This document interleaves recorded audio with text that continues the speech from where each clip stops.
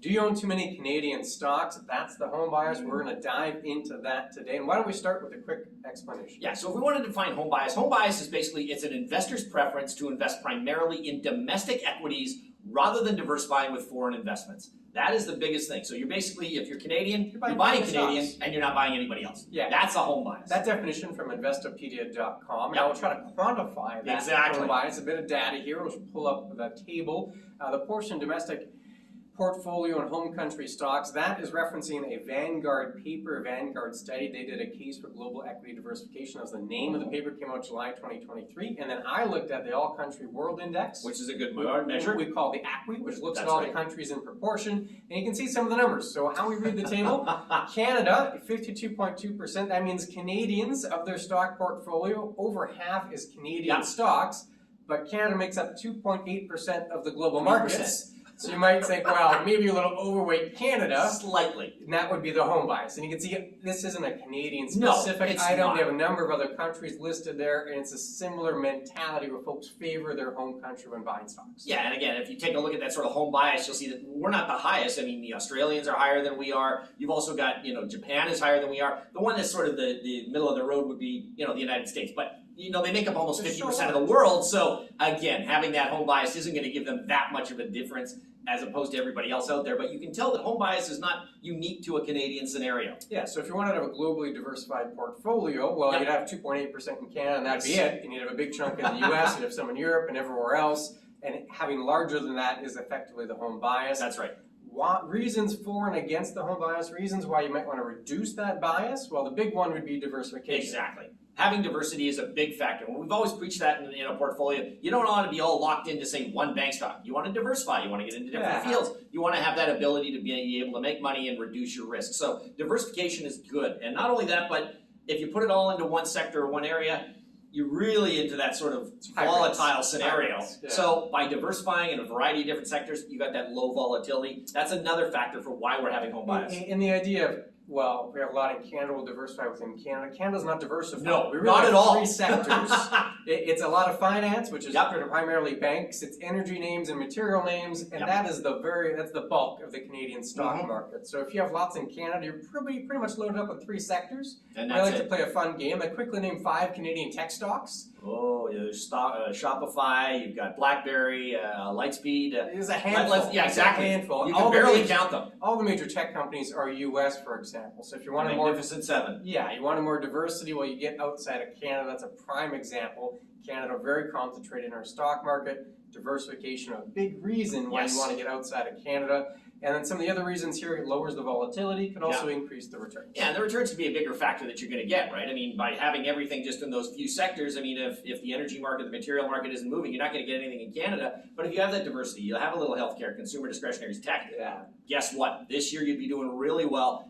Get much better returns because that diversity can give you that scenario. Yeah, and the Vanguard report, they actually looked at a couple of decades of returns and found that the Canadian market did not really measure up to the global markets. No. We're far more concentrated, so our return was similar, if not a little less, than the global markets, but we had significantly more risk, a lot more volatility.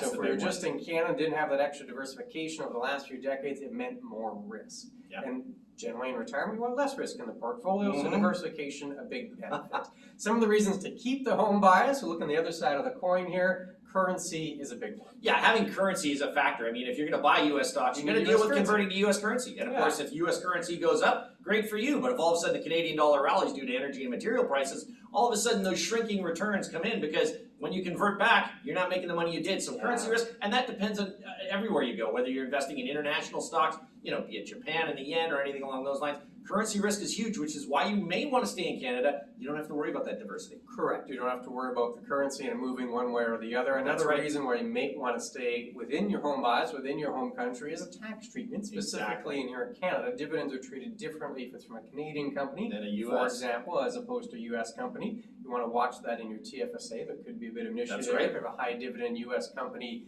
within a TFSA, different tax treatment. And then the biggest reason in my mind is usually a familiarity. It's a behavioral benefit.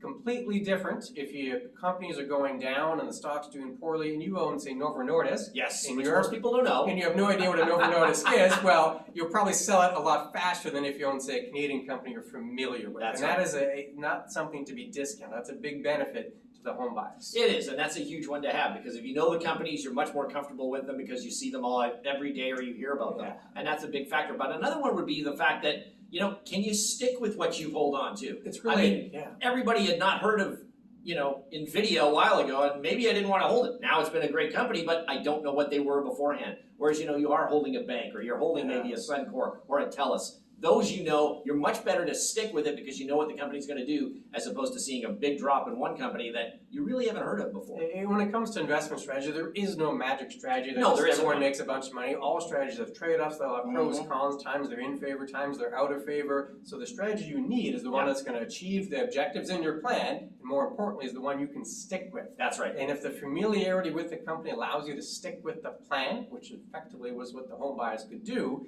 well, that could be the strategy for you. That's That's one of the benefits, or one of the reasons you might want to keep an overweight of your Canadian stocks. So we kind of went pros and cons there. That's right. What is the right amount according to the data? And that's the biggest question. I mean, is there exactly a right amount? Well, yes and no is sort of the answer, because it depends on what your plan is. But I mean, according to Vanguard Investments and their study, basically what they said is that for the equity portion, and this is equity portion, not your entire portfolio, the equity portion, they'd look at a 30% Canadian holding, 70% international. And that was a big factor, saying that, that's going to give you some of that home bias that you want, gives you the international diversification. That's probably best for you. Franklin Templeton did a similar study in 2022, and they came up with sort of, depending on how risk-oriented you are, 25 to 35% Canadian. And that's going to be your big equity sort of portion going forward. Yeah, and again, they're trying to strike the balance. They're not saying, have zero home bias and you should only be, according to the global weights, with 3% of Canada. They're saying, no, have a home bias, but keep it in check. And they're trying to give you, what is that dividing line? Around the 30 is what they came with. Vanguard said 30%. Franklin Templeton, 25 to 35, depending on your comfort zone and your risk tolerance. Their way they described it, if you're more growth-oriented, more comfortable stock, you may have 35% Canadian. Yes. And if you're not, well, you'd have more diversification, only 25% Canadian, because diversification would lower the risk, lower the volatility. That's right. And so if you're lower risk, you'd actually have more diversification, less of a home bias. That is what they came with. Lots of data here. If people have questions, how do they get a hold of us? They go to chatwithclintonandkevin.com. By all means, that will answer any of your home biases or non-home bias questions. If you have anything else on financial planning, please get in touch with us. Send it through. It comes right to us. No robo-advisors. One of the two of us will answer the questions for you. Get in touch with you and make sure that we answer completely what you're looking for, and if there's anything else we can deal with at that point in time. Yeah, and if you like this video, we got lots as it comes to retirement planning, specifically the one on the screen now about how to safely draw down your portfolio in retirement. We go through a couple of strategies there. Click on that one. We'll see you again very soon.